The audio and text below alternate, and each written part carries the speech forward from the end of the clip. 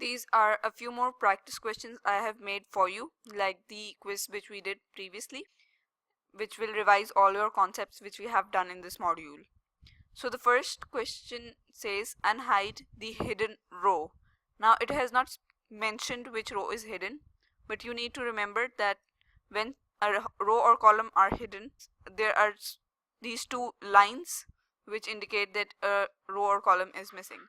So when you come over here to this part of your rows, you see these two lines over here, and you also see that after row 1 there is row 3. So now you know that row 2 is hidden.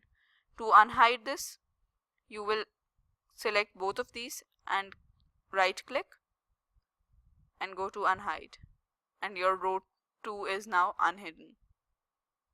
The next part asks you to give the dataset a border and make the headers bold. So you can give this any border that you like, the thick border or whichever you wish to give it. I will just give it an all outside border like this, and we need to make the headers bold. Select the headers and bold. Now you don't need to wait for the question to tell you to make all the data visible. You should always make this your practice to change the width of all your rows and columns to make your data completely visible. So you have selected all your columns, and then you double click over here, and then the widths of the columns have changed. So the next part asks you to change the number formatting for quantity column to general. You can see the quantity column over here is given in an accounting format.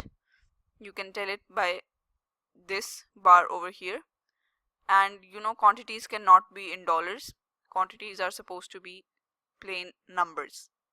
So select this and change this to general, no specific format. Just click this and this is back to normal.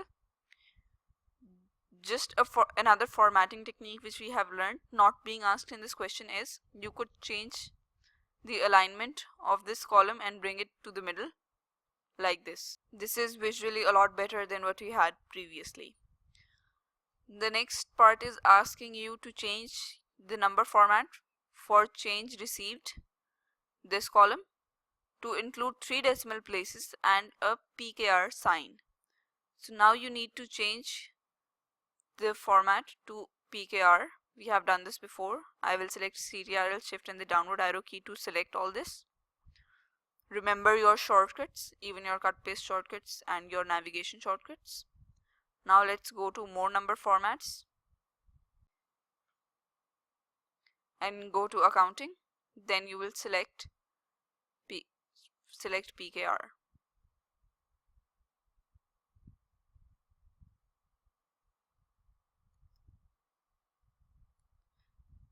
PKR over here, and then you do OK. Now you have 2 decimal places. You need to increase one more decimal place. For that, you will go on to these 2 keys, increase and decrease decimal place. Just click on the increase decimal place key, and now you have the 3 decimal places. Insert a new row in the place of row 6 and delete cell D6. So inserting a row in place of row 6 means you need to insert a row over here. You can do this by the 3 ways which we have done. I will be using the shortcut, that is Ctrl Shift and the plus sign, and we have a new row in place of row 6, and the rest of the data has been pushed downwards. You also need to delete cell D6. Now let's find cell D6 is over here. You need to delete this cell. So I will right click on this, delete. So we will shift the cells up. Okay. Now you can see the change. You could have shifted the cells to the left, but then the alignment of these columns would have changed. Now the question asks you to change the cell style of the cells F4 to F14, any style. So first you will locate F4 to F14. This is F4, and till here we have F14. I will select this range and we will go to cell styles, and now you can select any cell style. So I would like this, and then you need to insert a rectangle in cells H4 to I6. H4 to I6. So you need to have a rectangle over here. So we will go to the insert tab and we will go to this shapes option over here. You have your rectangles in this section. So we will select this basic rectangle and we will draw it in cells H4 to I6 like this. Drag your cursor and then leave it. So now you have a rectangle. This question is not asking you to change the formatting for this rectangle, but you do know that the formatting can be changed from these options. Okay, so the next part says create a copy of this worksheet and place it between short questions and practical worksheets. So first we will make a copy. We will right click on this tab and go to move or copy. Then we will create a copy and we will leave this to this book.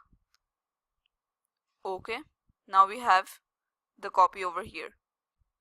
We need to move it between the short questions and the practical worksheet.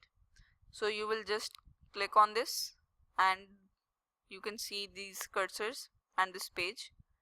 Bring it between these two, and when you release your click, this has changed its place. So we have tested a lot of concepts from this question. You need to further practice these on your own to enhance your skills.